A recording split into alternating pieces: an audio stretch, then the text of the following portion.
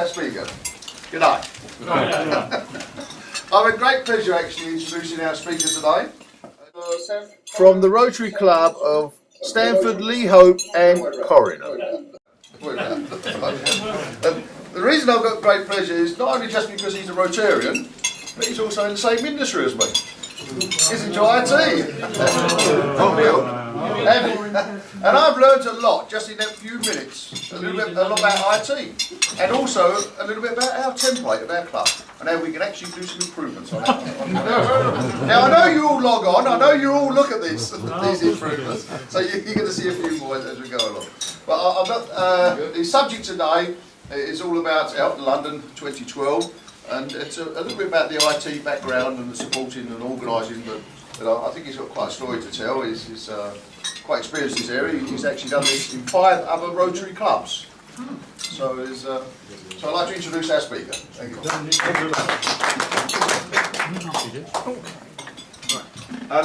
I'm going to be using the screen there. If you have problems with seeing that and want to sort of shuffle around, please do. Unfortunately, I can't move it anywhere else. Thanks for inviting me, and thanks for my lovely meal today. And I bring greetings from our president, rather special president for us. Her name's Paula, and she's our first female president. So special greetings from Paula to you all.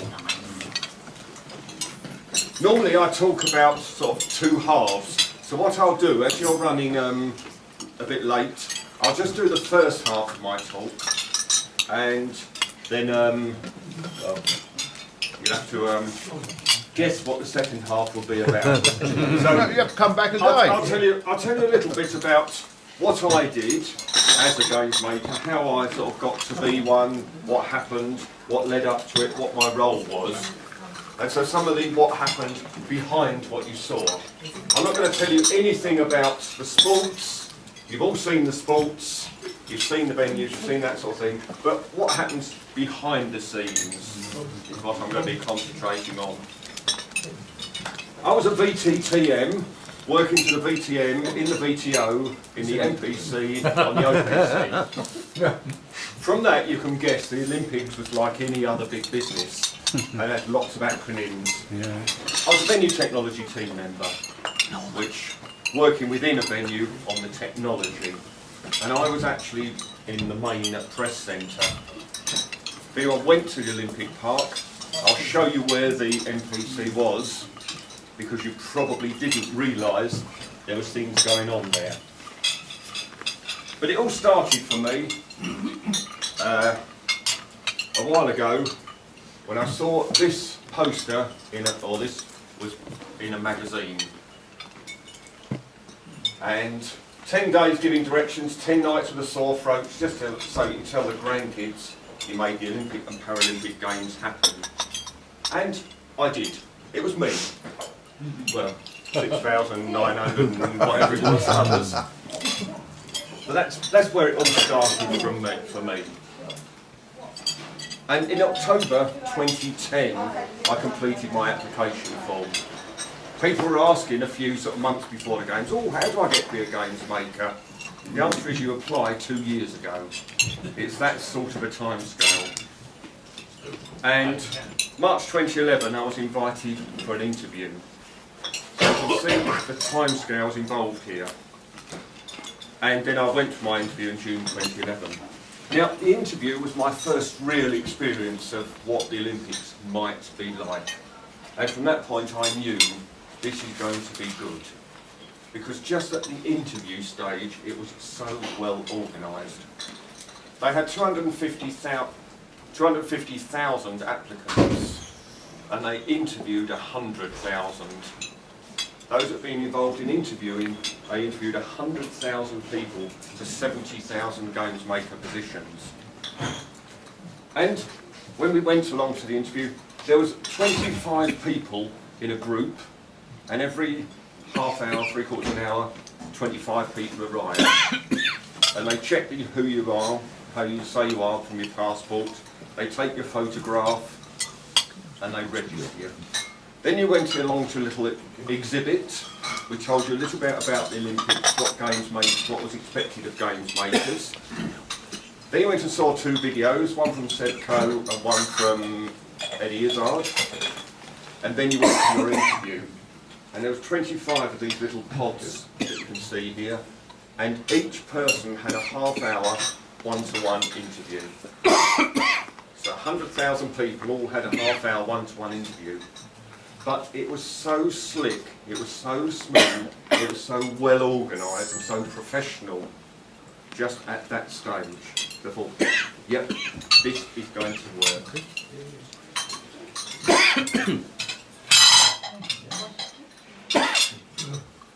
And then I got selected.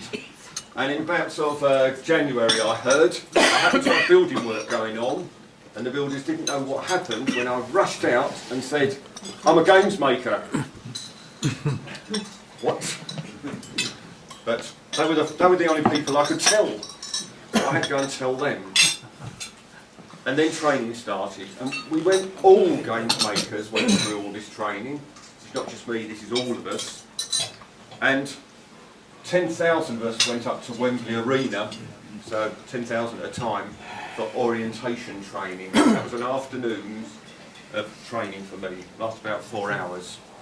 And that was where they really told you the ethos of the games, how it's going to work, what's expected of you, and really just to give you an introduction to what the Olympics is about, what games making is about, and how we are going to help the games.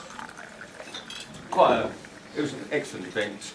They had all sorts of people talking to us about what was expected, and again, another very professional thing. And then lots of other training we had to do. We had a DVD to work through, telling us about the games in particular. Then we had to do the online health and safety course, no getting away from health and safety.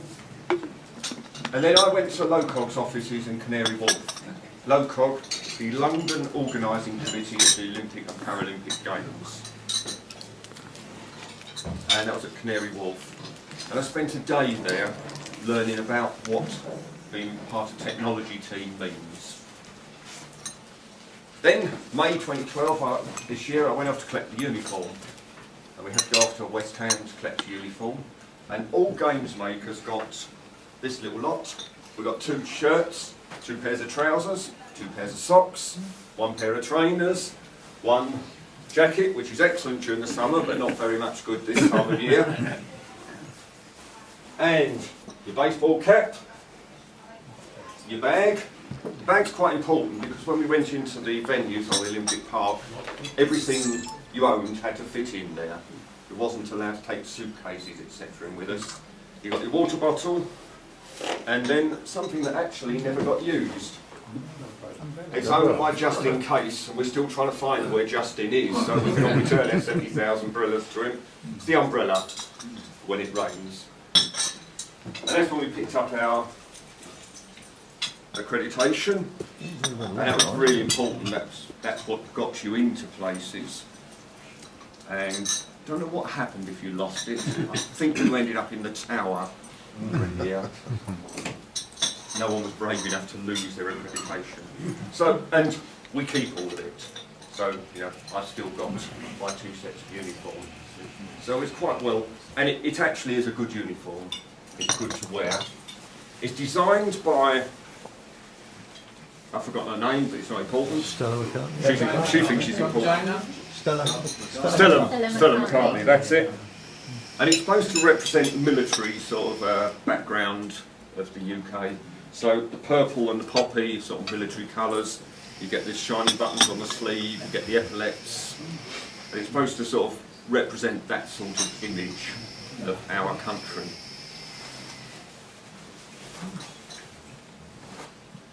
And then came June, and that was my first visit to the Olympic Park. It still wasn't finished. Bearing in mind the games were starting in 3 or 4 weeks' time, it was slightly worrying, but you know, you could see that it looked like it was going to be. And that's where I went. I went to the park for 4 hours to learn about where I was going to actually work, how to find your way around, how to operate the lifts, etc. I say how to operate the lifts because they almost needed someone with a technology background to operate the lifts, because there was no buttons inside the lifts. What you had to do outside, you had to select which floor you wanted to go to, and then the display would tell you which of the 8 lifts to go to, and then when the lift doors opened, you went in and it went to where you wanted to go. The number of people who rushed up to the lift said, "Hold on!" and they're now inside the lift and they can only go to the same floor as you've gone to. Then they have to get out and operate it properly. I've never seen lifts like it before, but it worked.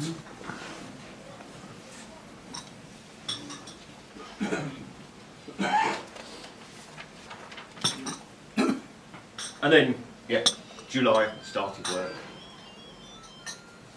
That was my shift pattern, but but just to give you an idea of how long games makers worked. I had short shifts. I only did 8 till 4 or 3:30 till 11. Some games makers were doing 12-hour shifts. And I was there for 4 weeks. And some only did 3 weeks. Because of where I was working, see, this was the opening ceremony. I was there a week before. Because the press started to arrive 2 or 3 weeks before the game started. So I was there a week before the opening ceremony, then all through the games, and that was the closing ceremony. So I had quite an easy set of shifts. Those on the 12 hours really did work. Now, I was working actually on the Olympic Park, and I couldn't have asked for a better venue for me personally. You talk to some that worked at another venue, they'll say they had the best one. But I thought the Olympic Park was fantastic, and I was really pleased when I got to work there. And for those that have been to the park, how many here went to the park? Wow, most of you. That's impressive. Usually I get 2 or 3. Right, so the stadium's up this end. This was the Stratford entrance with aquatics, water polo stadium. I was right down the other end of the park by the riverbank and the Coca-Cola beatbox. This is the area I was working in. This was the press area. Public couldn't get into there. You had to have your accreditation to get through here. But that's where I was working. There's the International Broadcast Centre. I'll tell you all about that in a minute. The catering, High Street, I'll explain. And where I was working, this office block here, the main press centre, and the media transport rail. So what I'm going to do is just tell you a bit about each of the individual components there, which were part of the behind the scenes. The broadcast centre, that building would hold 5 jumbo jets side to side, wingtip to wingtip in there. And those that went to the park, on the end of it, it did have the big initials IBC. It's right behind the hockey, the riverbank there. So you probably saw that building. It's enormous. And that's where the broadcasters was, the TV stations. So the right holding TV stations, for example BBC, NBC, they had their studios in that building. 20,000 broadcasters were working in that building. And post the games, that will be probably a data centre or warehousing. So that venue is staying. Then there's a transport mall down there. It's a multi-storey car park. But that's where all the buses and the coaches came in, because this was the media transport mall. So from there, the media could get a coach to any other of the Olympic venues. And the coaches came along about every 10 minutes to take them to any of the other venues. So there's 1,500 coaches involved in the games. So, quite a lot there. As I say, the media will come out, go there, get the right coach, hopefully, to take them to any of the venues. And about every 10 minutes the coach will come through. Post the games, that will be a car park, because with the IBC building, the NPC, that'll be their car parking areas. I said High Street. The media were very, very important people as far as LOCOG were concerned. if you upset the media, they'll write something dodgy in the papers and millions of people would know. If you visited the park and they upset you, well, you might come and tell 50 people. That would worry them, but not as much as the media. Our instructions were not how high do you want me to jump, I'm going to jump twice as high. And so they had this high street for them. And you can see everything that was in this high street, the bank, post office, pharmacy, a couple of bars, coffee shops. It was all there to keep, to provide everything the media could possibly want. And the stage area was there, and in the evening there'd be 2 or 3 different shows going on, different groups, whatever. So they would go to the bar, get their beer, come outside, sit there at the deck chairs and tables, watching the entertainment that was laid on for them. And they got free massages as well. Unfortunately, as games makers, we weren't allowed to use their facilities. This is a catering village. It's 3 floors, and this is not for the public, this is only for media. And there was a McDonald's there, of course, because they were the main sponsor of the games. And it was laid out a bit like a food court, typical food court with little places round and then seating.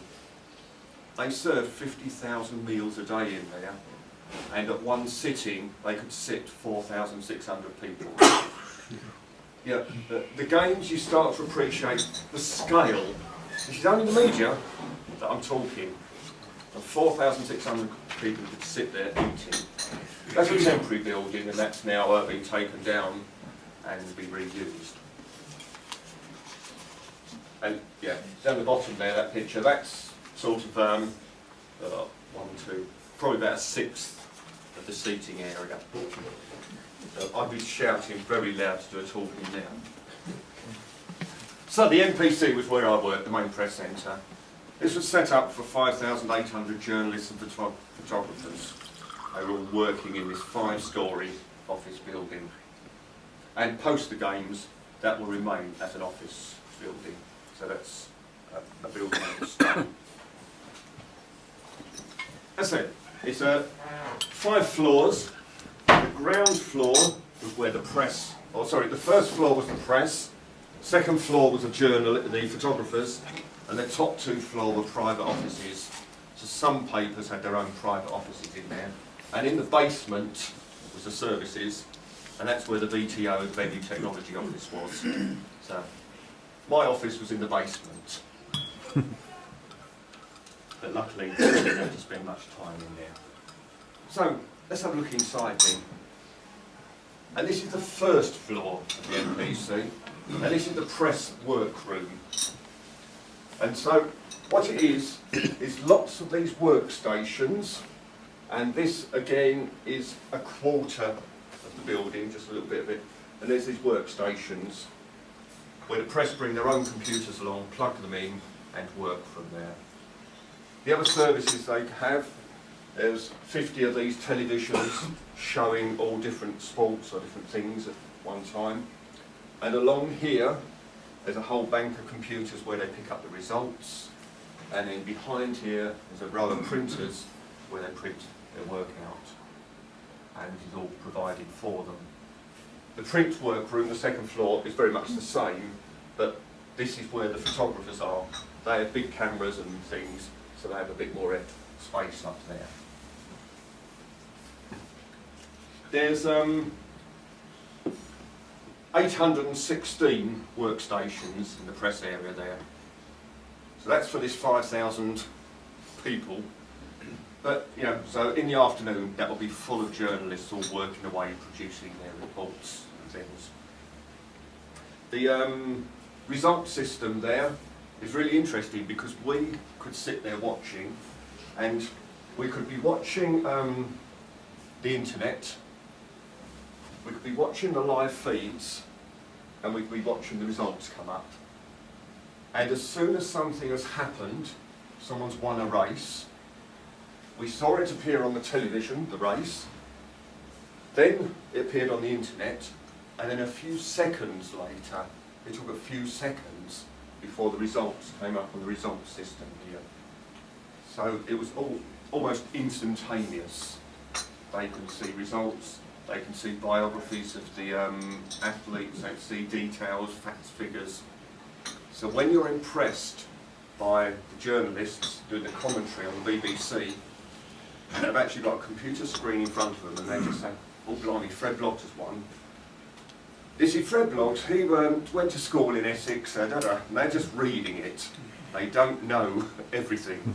The systems there are fantastic for giving them this information instantaneously. And then upstairs on the second floor where the camera people were, there was also a couple of camera shops there was a camera repairers, and yeah, there was a place where they could buy spares for their computers. Yeah, it was a whole little area, a whole village that I had the pleasure of working in.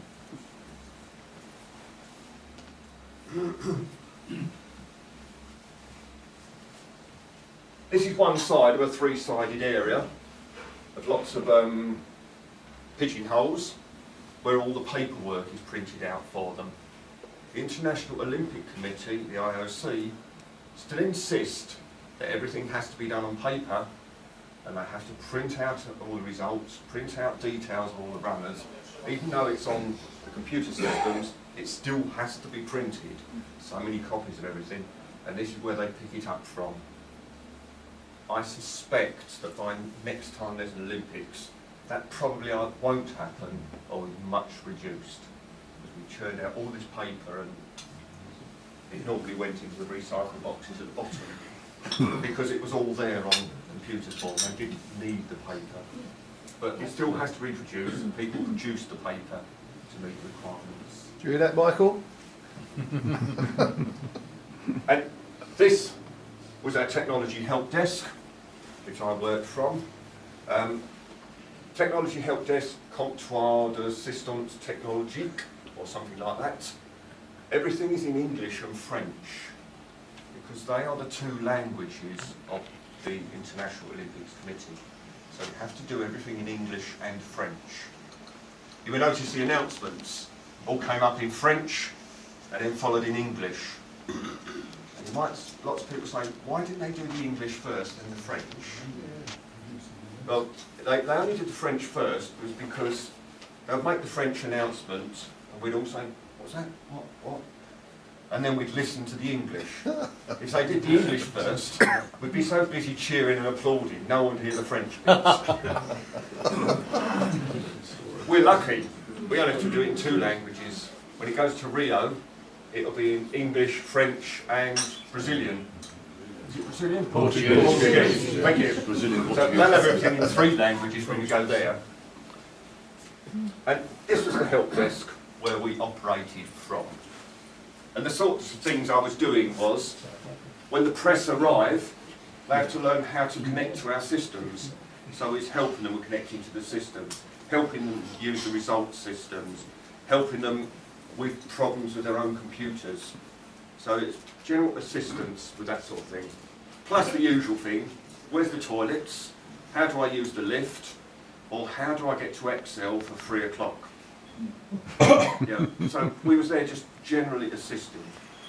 The games makers you've seen are the ones that were stood there with their fingers pointing, shouting, yelling, applauding on the last mile. They were the ones you saw mostly, but there was lots like me that were behind the scenes doing other things. We were discouraged from making a noise.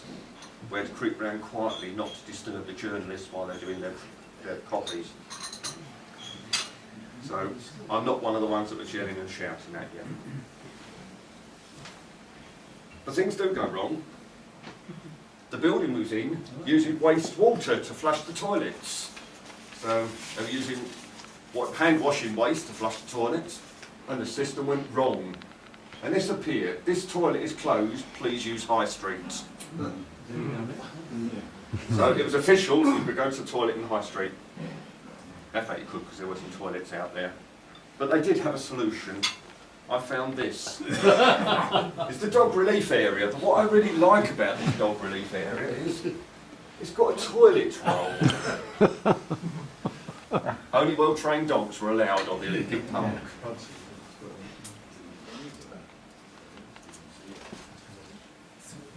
So that's a very quick whiz through. I'll stop there because I see I've gone a bit over time. But that was what I did as a games maker and how all games makers got to that position. And just something about, you know, the behind the scenes. It really was a lot going on. I thoroughly enjoyed it. And maybe I'll get a chance to tell you the next half of the story. Yeah, look forward to that. We'll just take a couple of questions, please. Anyone? Questions? Yes, Ron. Surprise. Surely not. I had occasion to use one of their electric cars. Yes. How many of those were in operation, do you know? I don't know. I know what you mean, around the park. Yeah. Did you get run over by it? Yeah. I almost got run over by one of them. He was coming along and almost hit me, and Cliff Richard was in it. That's my claim to fame. I don't know, but there was loads of them in the park, wasn't there? It was because I didn't say that from the gate to where I worked was a 20 or 30 minute walk. And that was only for over a bit of the park. So, you know, people that needed some assistance, there was loads. They were coming along every few minutes, weren't they, to take people that needed assistance. Thank you. Any others? Yeah, did the press or whatever you call yourselves up there have sleeping facilities overnight, or did they have to leave the park? Right, there was no sleeping facilities on the park. They were based in hotels somewhere in London, I can't remember, but there was a lot of hotels around a square in London, and most of them were staying there. And the coaches, because that was a popular, they'd be going back every 5 minutes to the accommodation. So there was no accommodation on the park. They were in hotels in central London somewhere, I can't remember where. And there was another media mole there to get them around. Well, Dick, one more question? Yes. How many different nationalities did you come across? I mean, I went there too, and there's thousands of people. I just couldn't make out how many there were. There were large numbers of English. And they were speaking English, I think, weren't they? I just wonder whether there's any sort of statistics. You know, there are so many from France, so many from Germany, so many, etc., etc. I don't know. I know because I was in the media centre, there was press from all over the world. I do know, interestingly enough, among the games makers, there was 30 of us doing my role. One had come from Canada, and one had come from France, and the rest of us from the UK. There was 217 nationalities in the games, so probably a fair guess to bet, they all had their press there. Yeah, but oh yes, you're right, there was. And also, yeah, among the games makers, there was also one of our bosses was from Italy, another was from Australia. So even the workers had come from all around the world, not just the public and spectators. Thank you. Can I ask John Kent to give a vote of thanks, please? Yes, thank you. Thank you, Dave, for a fascinating talk. I mean, we knew this Olympics was an enormous event, but I mean, what you've shown us today, it gives us even a greater impression of the size of it and the thought and planning that's gone into it. It's been a good year for UK sports generally, but obviously the Olympics, where our competitors really exceeded their expectations, was wonderful, and none of the dreadful things happened that might have done. But the real heroes, I think, were the games makers, and I think Sebastian Coe, when he spoke, thanking them on the final meeting, I understand the ovation that you all received was greater than any other ovation on that evening. So must have been, you must be very proud of being a part of it, and I'm sure you'll have memories of what you did to terrific memories the rest of your life. So thanks again for coming to talk to us. I'm sorry the mill was so late and you were cut down a bit, but we'd love to hear some more later on. So please join me in thanking Dave. Yeah.